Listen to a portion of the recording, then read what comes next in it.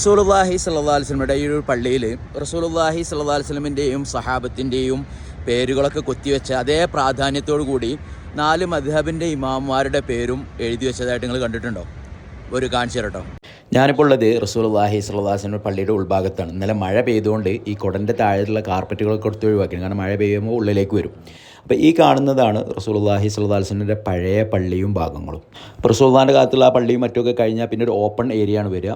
അവിടെ നിങ്ങൾക്ക് ചുമരിലായിട്ട് ഇതുപോലെ അല്ലാഹ്, മുഹമ്മദ് റസൂലുള്ളാഹി സ്വല്ലല്ലാഹു അലൈഹി വസല്ലം, ഉമർ റളിയല്ലാഹു അൻഹുവിൻ്റെ പേര്, അതേപോലെ അബൂബക്കർ സിദ്ദീഖ് റളിയല്ലാഹു അൻഹുവിൻ്റെ പേര്, ഇതൊക്കെ ഇവിടെ ലേഖനം ചെയ്തതായിട്ട് ഇങ്ങനെ ഒരു പ്ലേറ്റ് രൂപത്തിൽ വെച്ചതായിട്ട് കാണും. അപ്പോൾ അവിടെയാണ് അതിൻ്റെ നേരെ ഓപ്പോസിറ്റ് സൈഡ്, അതായത് റൗദൻ്റെ നേരെ ബാക്ക് ഭാഗത്തേക്ക് നോക്കിയാൽ ഇവിടെയും അതുപോലെ ഒരുപാട് പ്ലേറ്റുകളാണ്.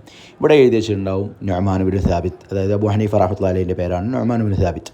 അതുപോലെ തന്നെ ഇത് മുഹമ്മദ് ഇബ്നു ഇദ്രീസ് ഷാഫി ഇമാമിൻ്റെ പേരാണത്. അതേപോലെ ഇത് അഹ്മദ് ബിൻ ഹംബൽ റളിയല്ലാഹു അൻഹുവിൻ്റെ പേര്. അതുപോലെ തന്നെ അതിൻ്റെ തൊട്ടിപ്പുറത്തായിട്ട് ഇമാം മാലിക്, അതായത് മാലിക് ബിൻ അനസ് റളിയല്ലാഹു